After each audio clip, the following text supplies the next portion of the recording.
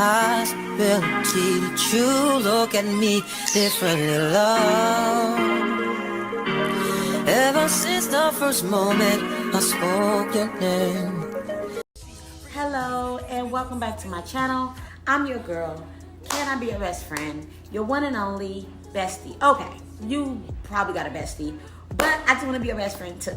So make sure you like, comment, subscribe to this channel and tell all your friends that your bestie said, hey. Now, this is a chit chat video with best friend. I haven't done one of these in a minute. So tune in and keep your feedback up because literally we are going to have a little chat.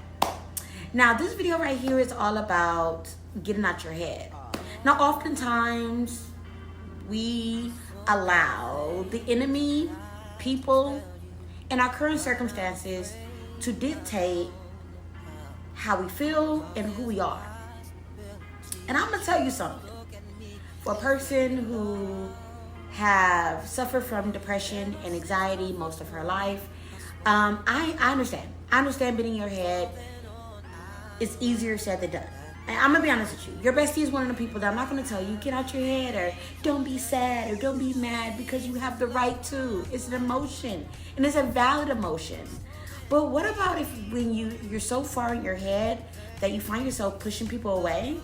You find yourself not taking the chances that you should take? Or you find yourself holding yourself back because of the things that you're making up in your head that is not there. Now, your bestie knows this oh so well. I used to honestly find myself so much in my head that I would isolate myself and think people were out to get me and think people were, bad for me before they could even show me they were bad for me. And I know if you're an overthinker like me, it's not like you just wake up and you just overthink. It's not like you honestly choose to be this overthinker. Some of you guys have gone through trials and tribulations, have gone through heartbreaks, have gone through trauma with your family, have gone through moments of your life where you feel like, honestly, I have to put this guard up. I have to overthink things because the last time I didn't, I got screwed over. I got messed over. People walked all over me. So is overthinking more of like putting your guard up? Is overthinking more of protecting yourself? Is overthinking more of making sure that you check all the boxes before you do it? And when you do check all the boxes and you realize that it is good, if you're like me, we still overthink it. I'm gonna be honest with you, I am so much of an overthinker that I will put the GPS on my phone and have clear directions of where I'm going and still check to see if the map is giving me the right directions. I know, crazy, right? Even though sometimes the GPS do be routing you to places that you ain't want to go, like detours and traffic. Okay, that's me overthinking and trying to make excuses for me overthinking. And you guys are a lot like me, where you make excuses of you overthinking. You have excuses after excuses after excuses of why how you feel is valid and how it's right and how it's correct. Well, I'm here to tell you that how you're feeling is not wrong, but just give things a little bit more grace. Everybody's not out to get you, you know? And some situations that you're going to encounter is not going to be the best. But even when they do go wrong, don't beat yourself up about it. Don't overthink it to the point that you miss your opportunity and you block your blessing from being great. Like my grandma's always say, if you want to make God laugh, tell him your plans. And so, coming from an overthinker, it's like I try my best to honestly wake up with a clear mind. And the way I start my day normally allows me to dictate how the rest of my day is going to go. So if I wake up and with a shower and a clear mind and great spirits and with some good music and a positive affirmation, I am great, I am kind, I am loving, I am amazing. I will not get in my head today and let it stop me from being organically what I am and who I need to be for me. When I say these things, it allows for my day to play out so much better than when I wake up negative in the wrong side of the bed, and when I am grumpy or I didn't have a lot of sleep. Another thing that helped me out with this is writing things down.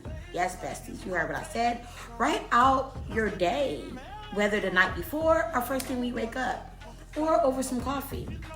And this right here will give you a better understanding of what you expect. Now, overthinkers, if the day do not go as planned, don't beat yourself up about it. Roll it over to your next list. Sometimes your day just get away from you. And sometimes you just have to live life and enjoy the day for what it is. If you plan on going to the grocery store, do not beat yourself up because you didn't go. Just go tomorrow. Or DoorDash your food.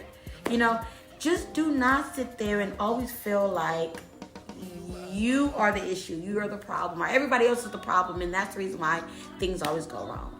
Because I guarantee you, if you had a clearer mind, I guarantee you wouldn't think that way. Because one thing about a clearer mind, for me, it does me good, and also a positive mind.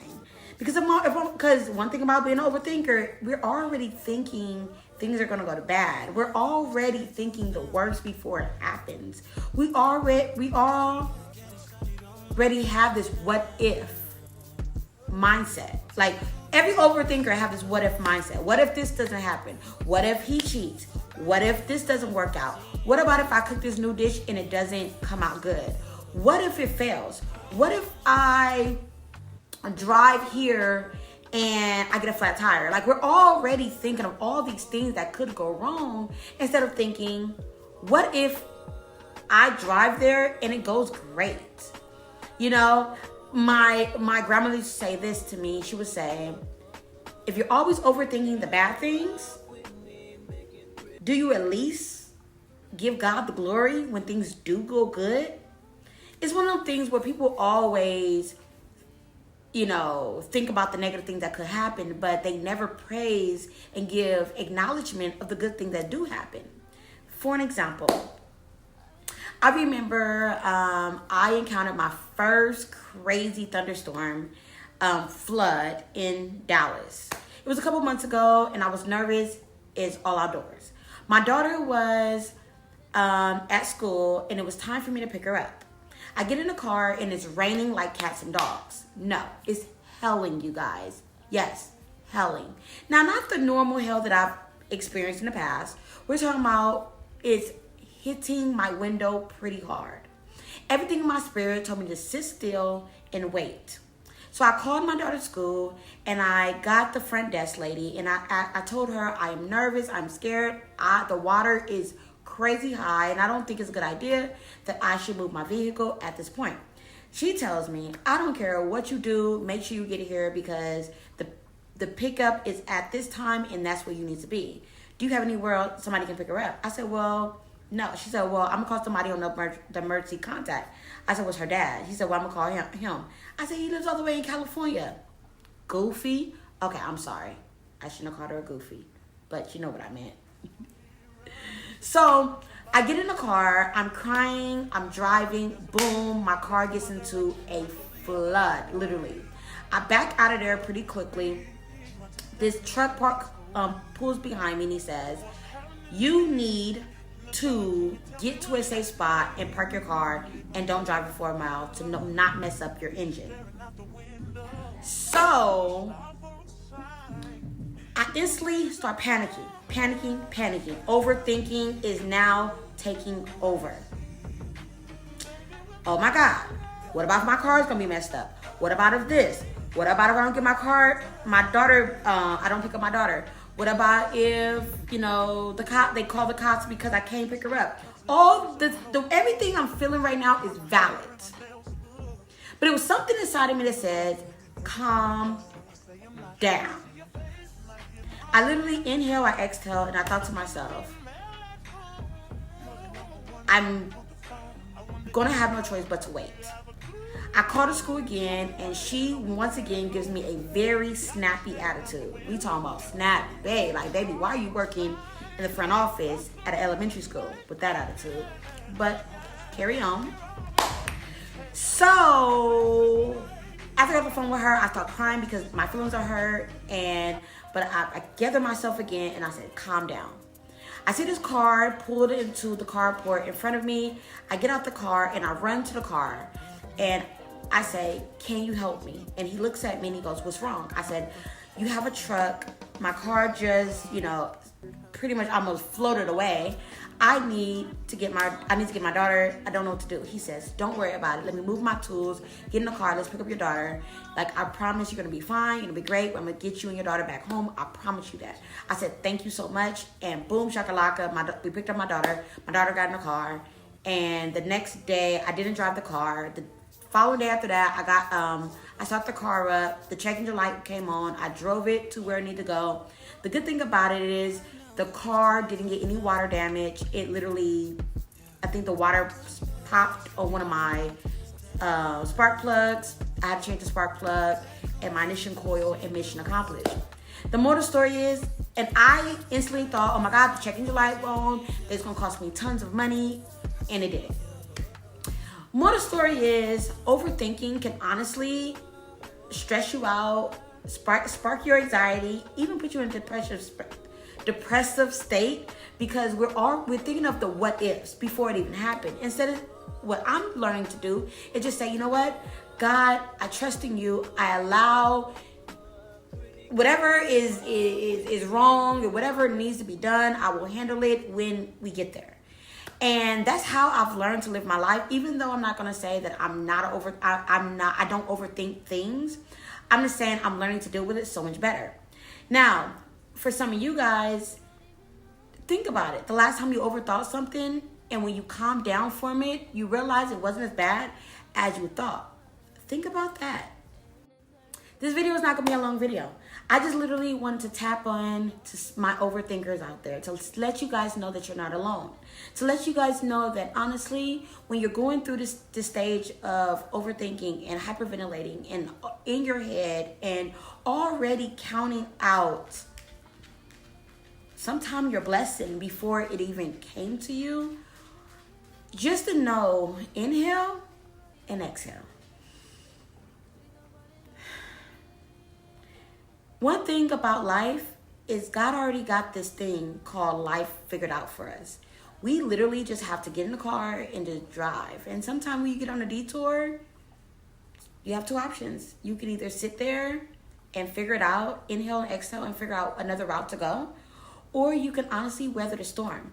Either way, don't panic. Sometimes when you panic, you can make things a lot worse than what they are.